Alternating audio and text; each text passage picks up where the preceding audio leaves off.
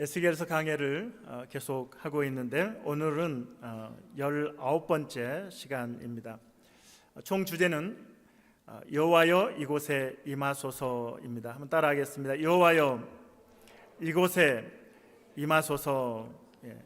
여호와여 이곳에 임하소서. 여호와여 저에게 임하소서. 여호와여 우리 교회에 임하소서. 여호와여 우리 가정에 임하소서. 하나님이 임재하시면 어둠이 떠나가고 문제가 해결되고 응답받는 역사가 있을 줄 믿습니다.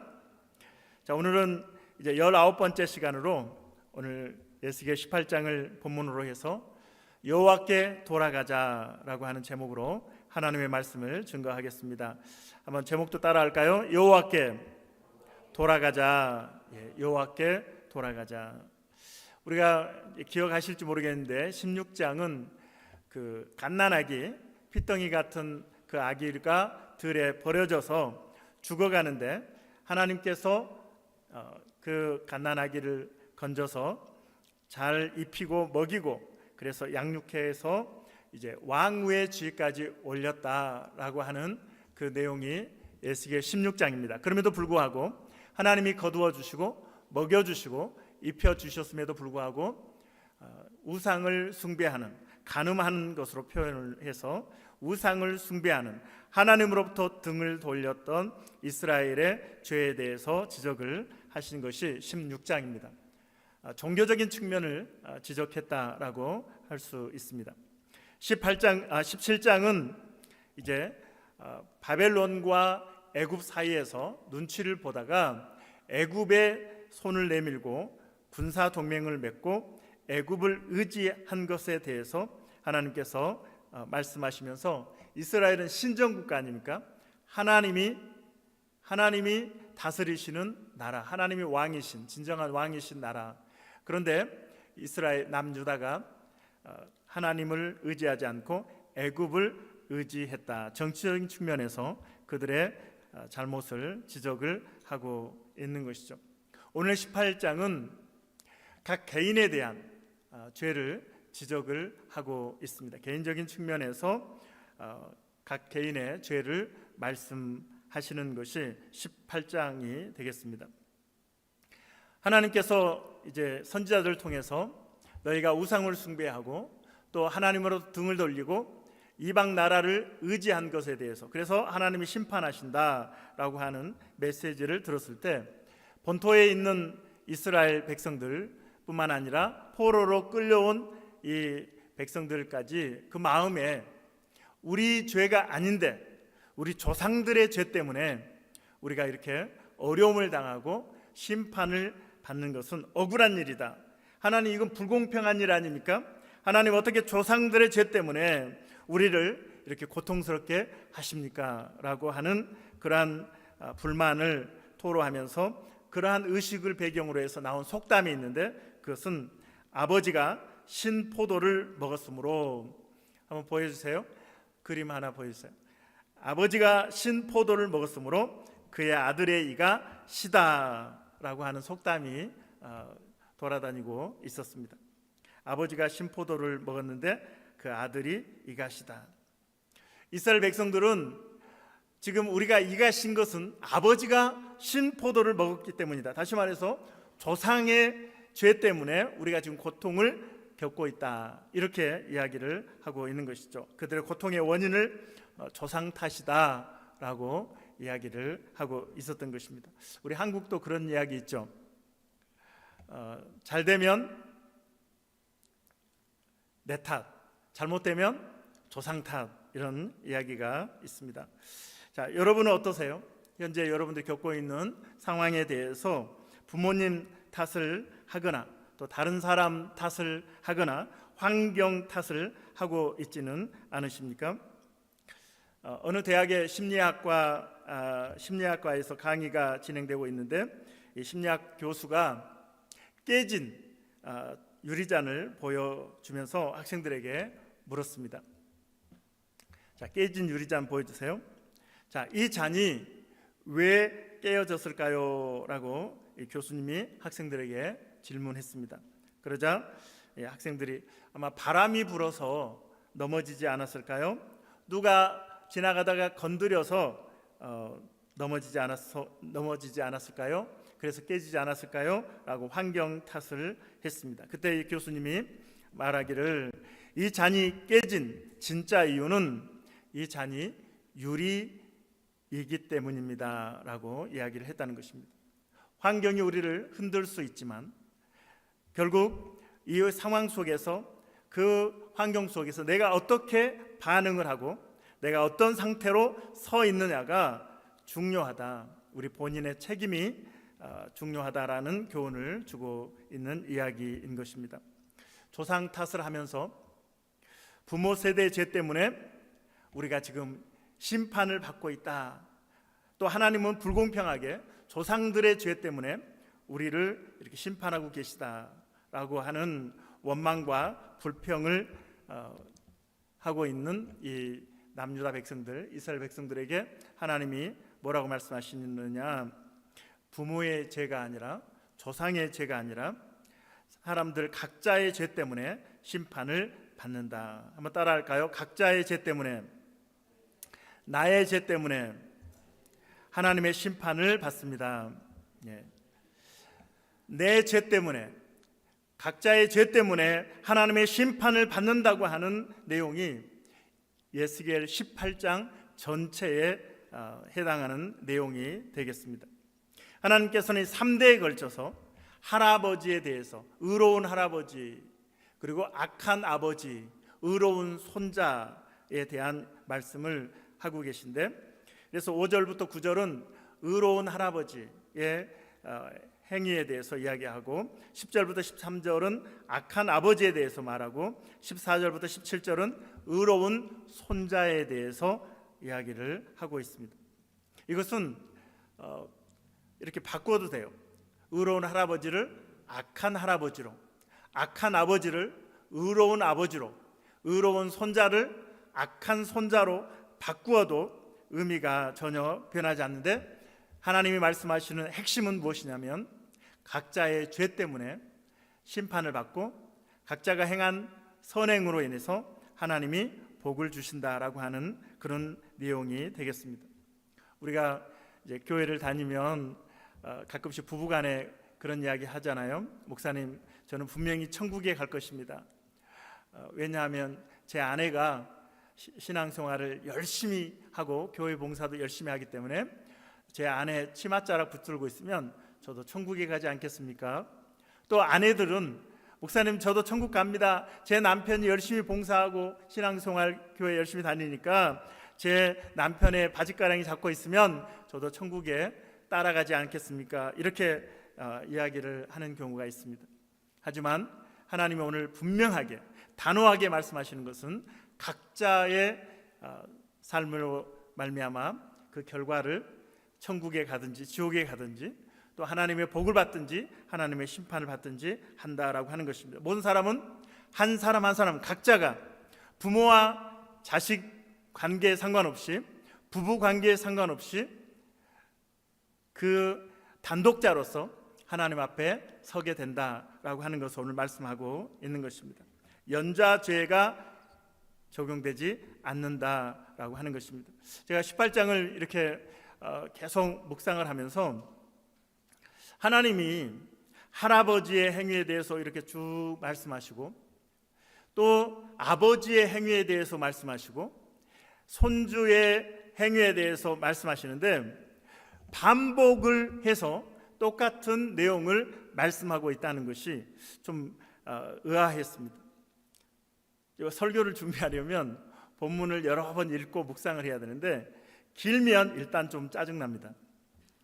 길면 시간도 많이 걸리고 본문 분석 해석도 시간이 많이 걸리는데, 아니 하나님, 할아버지가 한 일을 이렇게 쭉 나열을 한 번 하시고 아버지가 그 할아버지의 행함대로 하지 않았다 이렇게 하면 되고, 손주는 아버지가 그 악한 아버지 따라 하지 않고 할아버지의 행위를 따라서 선을 행했다, 의로운 삶을 살았다 이렇게 하면 간단할 것을 의로운 할아버지에 대해서 쭉 말씀하시고 또 악한 아버지의 행위에 대해서 쭉 말씀하시고, 그리고 또한 손주가 한 일에 대해서 말씀을 계속해서 각자가 행한 일들을 반복해서 똑같은 이야기를 하고 있다는 것입니다. 먼저 우리 다 읽을 수는 없고 할아버지에 대한 이야기만 한번 읽어보겠습니다. 5절부터 9절까지 읽겠습니다. 이것을 읽으면서 남 이야기처럼 읽지 마시고 하나님이 나에게 주시는 말씀이다, 또 내 삶을 돌아보고 점검하라고 주시는 말씀이라고 생각하시고 나에게 적용한다라고 하는 그런 마음을 가지고 말씀을 읽겠습니다. 5절, 사람이 만일 의로워서 정의와 공의를 따라 행하며, 6절, 산 위에서 재물을 먹지 아니하며 이스라엘 족속의 우상에게 눈을 들지 아니하며, 우상 숭배에 대한 이야기하죠. 우상 숭배하지 않았다는 거예요. 자, 이웃의 아내를 더럽히지 아니하며, 성적인 죄를 범하지 않았다. 월경 중에 있는 여자를 가까이 하지 아니하며. 참 놀라운 것은 우리가 성경 통독을 하고 있는데 오늘이 레위기 13장에서 15장인데 15장에 우리 레위기 다 공부했잖아요. 유출병에 대한 내용이 레위기 15장에 있습니다. 여성들에게 있어서 피가 멈추지 않는 이 유출병에 대해서 이제 월경이라고 하는 것은 이제 유출하고 비슷한 상황이지만 잘 모르잖아요. 그 당시에 의학적으로도 분명하게 분별하기가 어렵기 때문에 일단 이 월경 중에는 주의하는 것이 필요했던 것이죠. 그래서 월경 중에 부정하지 않도록 여인을 가까이 하지 아니하며, 혹시 유출병일 수도 있으니까 말씀하고 있는 것이죠. 자, 7절 읽겠습니다. 사람을 학대하지 아니하며 빚진 자의 저당물을 돌려주며 강탈하지 아니하며 줄인 자에게 음식을 주며 벗은 자에게 옷을 주며. 그래서 구제하고 또 이웃을 돌아보고 또 선행을 행하는 것에 대해서 말씀하고 있습니다.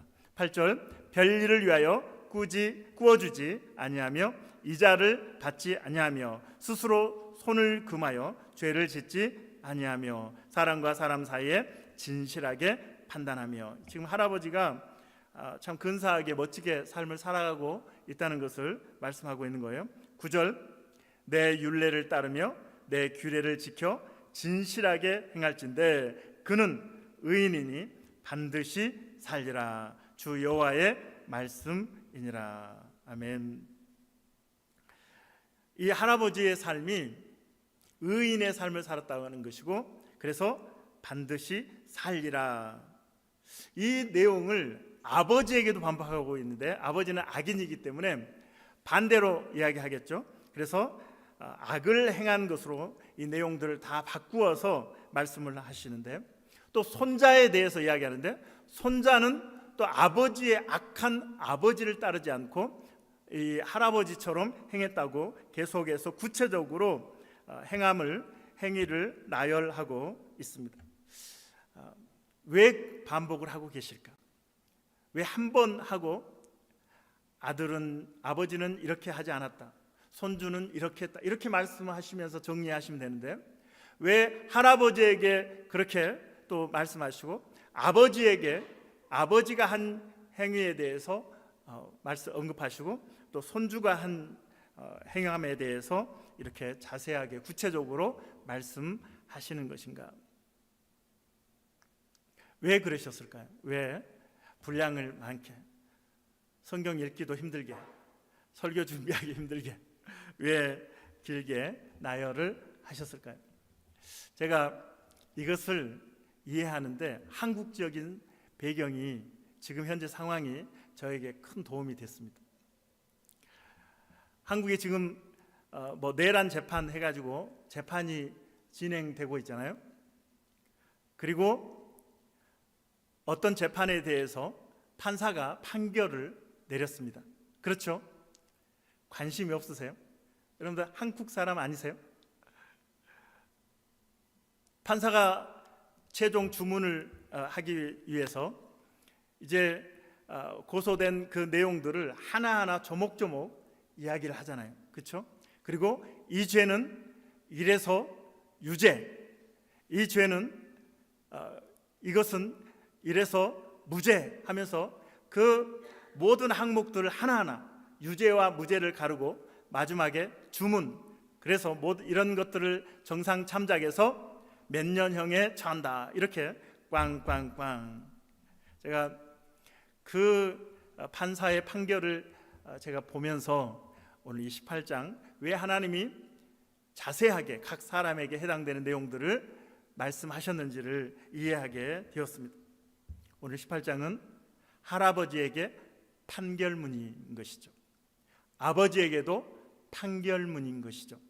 손주에게도 판결문인 것이죠. 각 사람에게 판결문은 각 사람에게만 해당되기 때문에 모두 할아버지에게도 그 판결문은 할아버지의 삶의 근거에서 내려진 판결문이고, 아버지에게도 그 삶에 대해서 그 아버지에게만 해당되는 판결문인 것이고, 손주에게는 그 손주에게 해당되는 판결문이기 때문에 조목조목 하나님이 말씀하고 있다라고 하는 것입니다. 사랑하는 여러분, 우리에게 하나님이 판결문을 낭독하실 때가 분명히 있습니다. 우리는 개인적인 종말을 맞이할 때가 곧 올 것입니다. 인류의 종말도 있지만 우리는 이제 이 땅을 떠나서 개인적인 종말로 하나님 앞에 서게 될 것입니다. 할렐루야.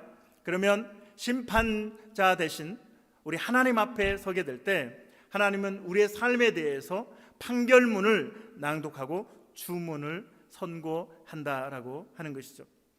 이러한 상황에 대해서 모습이 예수님께서 마태복음 25장에서 우리에게 보여주고 있습니다. 자, 마태복음 25장 34절 36절에 보면 선한 행위를 한 사람들을 양이라고 하고 오른쪽에 세우시고, 악한 행위를 했던 사람들은 염소라고 하고 왼쪽에 세우시면서 이제 그들에게 구체적인 언급을 하시는데 34절부터 보겠습니다. 그때의 임금이 그 오른편에 있는 자들에게 이르시되 내 아버지께 복받을 자들이여, 나와 창세로부터 너희를 위하여 예비된 나라를 상속받으라. 자, 이제 구체적으로 판결문을 이제 말씀합니다. 35절. 내가 줄일 때에 너희가 먹을 것을 주었고, 목마를 때에 마시게 하였고, 나그네 되었을 때에 영접하였고, 헐벗었을 때에 옷을 입혔고, 병들었을 때에 돌보았고, 옥에 갇혔을 때에 와서 보았느니라. 그 오른쪽에 있는 의인에게 그의 삶을 어떻게 살았는지를 판결문에 기록을 하고 있는 것이죠. 똑같은 내용을 왼편에 있는 사람에게 너희는 이렇게 하지 않았다라고 하는 내용을 반복하면서 주문, 이렇게 최종 주문을 선포합니다. 자, 45절, 마태복음 25장 45절부터 보겠습니다. 이에 임금이 대답하여 이르시되 내가 진실로 너희에게 이르노니 이 지극히 작은 자 하나에게 하지 아니한 것이 곧 내게 하지 아니한 것이니라. 자, 의인들에게는 뭐라고 말씀하셨을까요? 이 지극히 작은 자에게 한 것이 곧 나에게 한 것이다, 이렇게 말씀하셨겠죠. 46절. 그들은 영벌에, 의인들은 영생에 들어가리라 하시니라. 이런 판결문과 주문이 각 사람에게 모두 주어진다는 사실을 에스겔 18장, 마태복음 25장은 우리에게 말씀하시는 것입니다.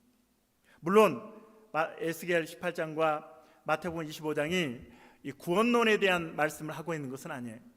구원은 단호합니다. 성경은 우리에게 어떻게 구원받느냐, 행함으로 구원받는 것이 아니라 우리의 죄를 위해서 십자가에 달려 돌아가신 예수 그리스도를 나의 구원자로 믿는 자는 모든 죄를 용서받고 하나님의 자녀가 되고 영원한 생명을 얻고 천국 백성이 된다고 말씀하고 있습니다. 오직 구원은 믿음으로 받는다고 말씀하고 있는 것입니다.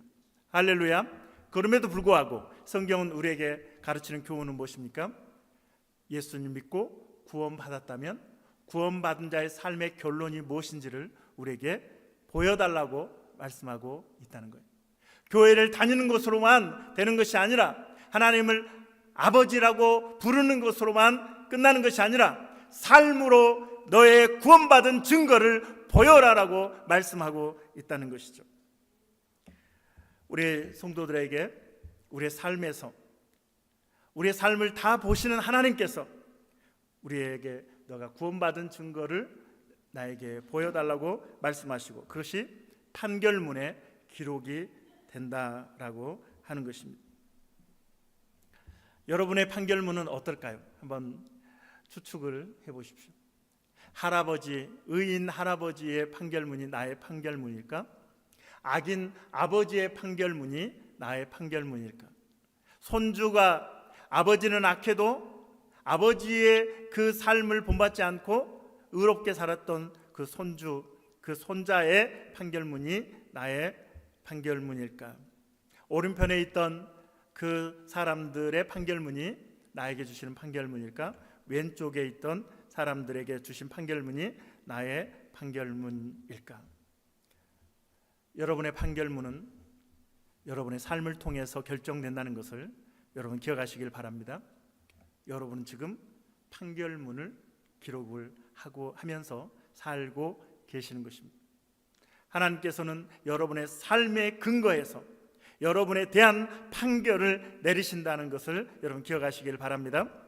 하나님께서는 아버지가 신포도를 먹었기 때문에 아들의 이가 시다라고 하는 그들에게, 이스라엘 백성들에게 아니야, 아들이 신포도를, 너 당사자인 아들 너 자신이 신포도주를 먹었기 때문에 이가 신 것이야 라고 말씀하고 계시는 것이죠. 백성들은 조상 탓을 하고 있지만 아니, 바로 너의 죄 때문에 너가 심판을 받고 있는 거야 라고 말씀하고 있는 것입니다.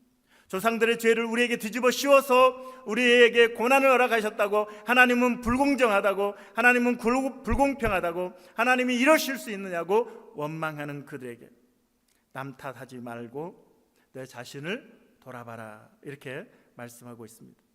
내가 불공평한 것이 아니라 너희가 불공평한 것이 아니냐라고 반문하고 있습니다. 29절, 에스겔 18장 29절 읽겠습니다. 시작. 그런데 이스라엘 족속은 이르기를 주의 길이 공평하지 아니하다 하는도다.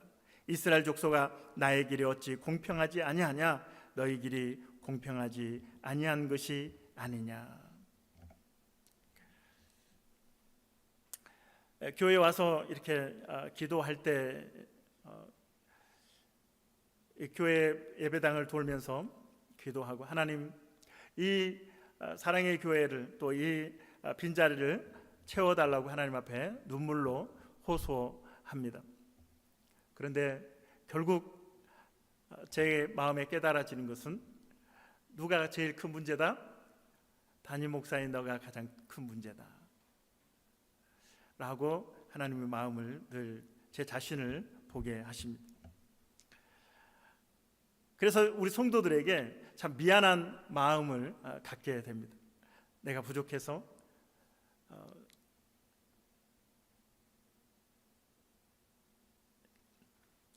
그래서 하나님, 제가 지난 목요일 날도 그랬던 것 같은데, 저를 죽여서라도 우리 성도들에게 하나님의 임재와 하나님의 은혜를 경험하게 하여 주시옵소서라고 그렇게 기도를 하고 있습니다. 제 마음에 계속 떠오르는 그 단어는 울컥울컥입니다. 울컥울컥. 오늘 신앙생활하는 우리 성도들이 예배의 감격을 잃어버리고 울컥울컥하는, 찬양을 하면서 울컥울컥하고 하나님을 바라보면서 하나님께 예배하면서 울컥울컥하고 하나님의 말씀을 들으면서 우리가 울컥울컥하고 눈시울이 붉어지고 하나님의 그 은혜가 너무나 커서 정말 이 가슴이 녹아내리는 그러한 여러분의 과거의 신앙생활의 경험이 있으셨을 텐데, 우리 사랑의 교회에서 그것을 경험하지 못하고 있다면 그것은 담임 목사의 책임이다. 하나님, 우리 성도들이 하나님의 임재를 경험하며 하나님을 찬양하고 하나님 말씀을 들으면서 하나님의 은혜가 깊이 깨달아져서 가슴이 울컥울컥해지는 은혜를 허락하여 주시옵소서. 이 기도가 요즘 제가 드리는 기도입니다. 이 은혜가 여러분에게 있어지기를 주님의 이름으로 축원합니다.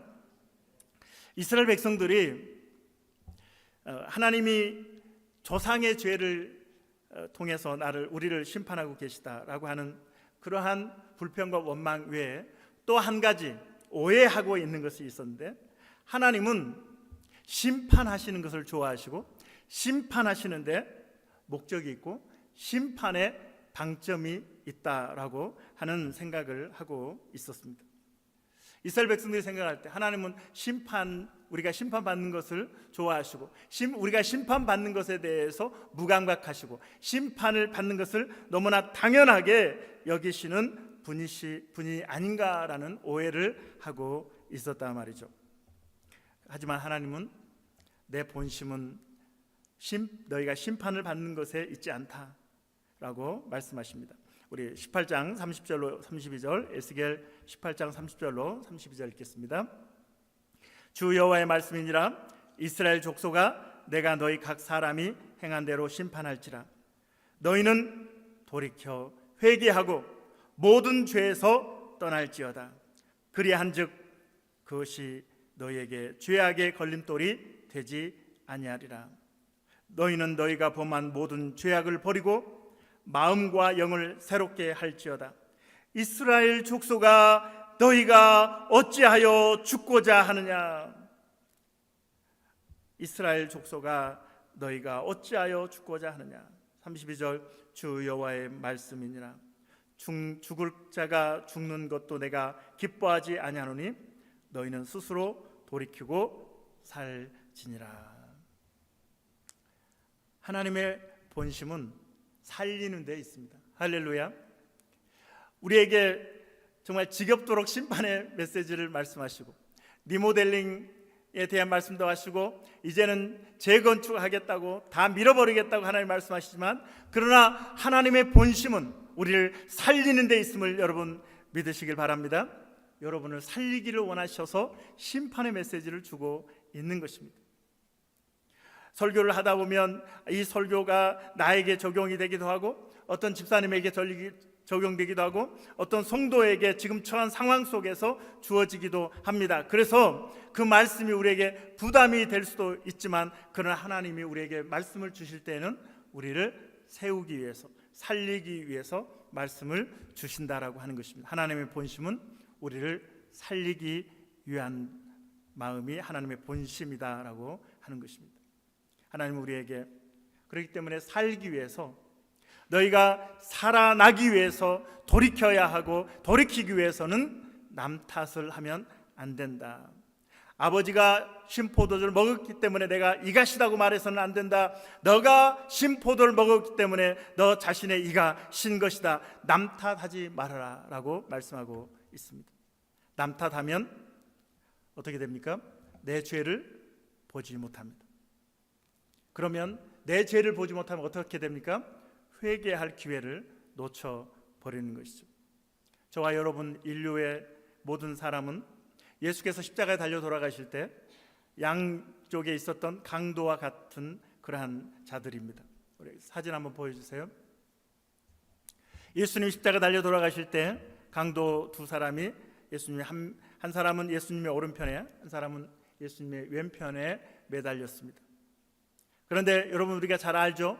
한편에 있는 강도는 예수님을 믿었습니다. 주여, 오늘 낙원에 임하실 때 나를 기억해 달라고 주님께 요청합니다. 예수님께서 뭐라고 말씀하십니까? 오늘 내가 나와 함께 낙원에 있으리라 라고 말씀하십니다.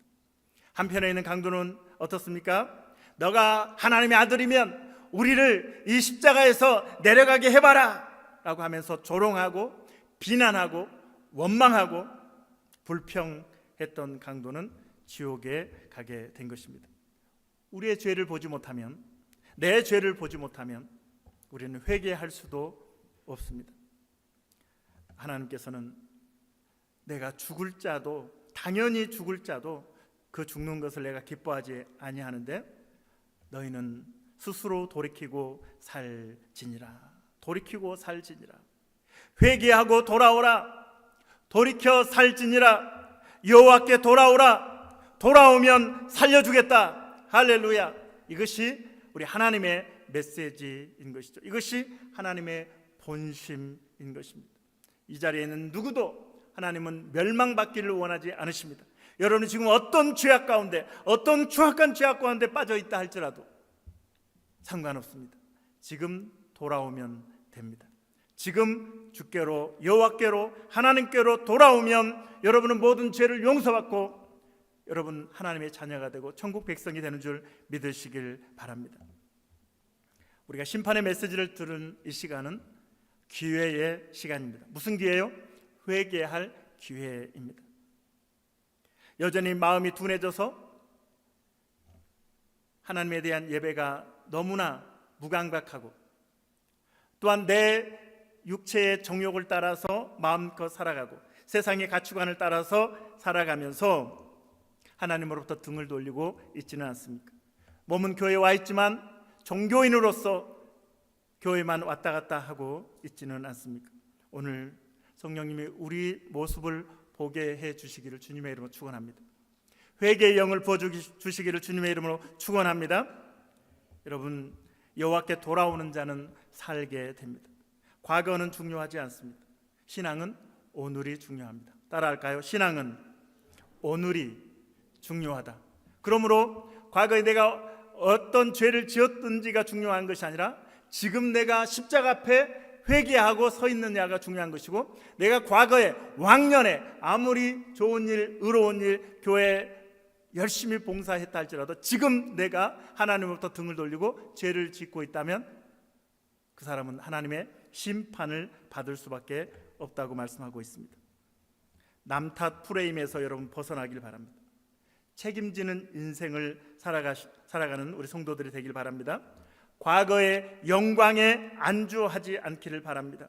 공평하신 하나님, 좋으신 하나님을 신뢰함으로 악에서 오늘 돌이켜서 선을 행하며 십자가 붙잡고 살아가는 우리 성도들이 되어지기를 주님의 이름으로 축원합니다. 이 시간에 우리 돌아온 탕자 이야기인데 영상 하나 보고 우리 설교를 마치도록 하겠습니다.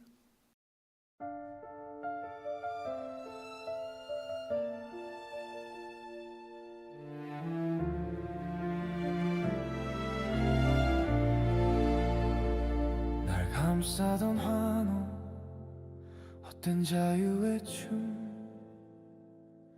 영원할 줄 알았던 취한 밤의 노래, 채워도 채워지지 않던 텅 빈 나의 잔, 아버지 그 이름마저 난 지웠었죠. 꺼져버린 불빛, 흩어진 사람들, 내 모든 걸 삼켜버린 이 낯선 도시, 차가운 바람이 불 때 비로소 깨달았네. 모든 걸 가졌지만 아무것도 없었음을. 죽었던 내 아들이 살아났다.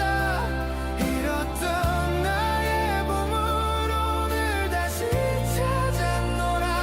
그 어떤 어둠도 그 어떤 절망도 덮어버린 그 사랑, 날 다시 살게 하네. 이 차가운 바다, 짐승들의 자리, 그들의 음식조차 간절했던 나, 그때 비로소 보였죠 아버지의 집. 나는 자격 없습니다 그 말만 되뇌며 한 조각의 빵도 넘쳐나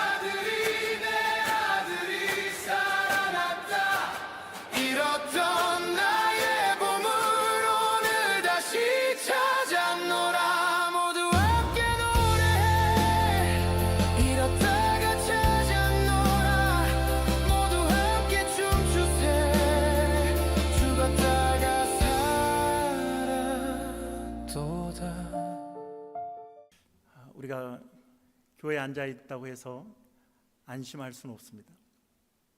종교 생활로 만족해서 죄를 죄로 보지 못하고 가슴이 무뎌져서 찬양과 예배를 드려도 울컥울컥 하는 마음이 없다면 우리는 지금 병들어 있는 것입니다. 하나님과 상관없이 이 자리에 있는 것입니다. 하나님은 오늘 우리에게 여호와께 돌아오라고 말씀하십니다. 이 시간에 우리 여호와께 돌아오라 찬양 드릴 때 내 모습을 보게 하여 주시고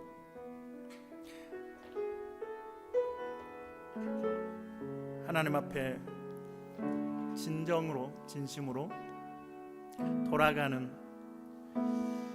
진정한 회개를 통해서 하나님 앞에 나가고 내 굳은 마음이 녹아내리고 내 마음에 울컥울컥한 감동이 회복되는 살아있는 신앙인이 되기를 원합니다. 그런 기도하며 소망하는 마음을 가지고 우리 찬양합시다. 내 백성이 나를 떠나 돌아섰지만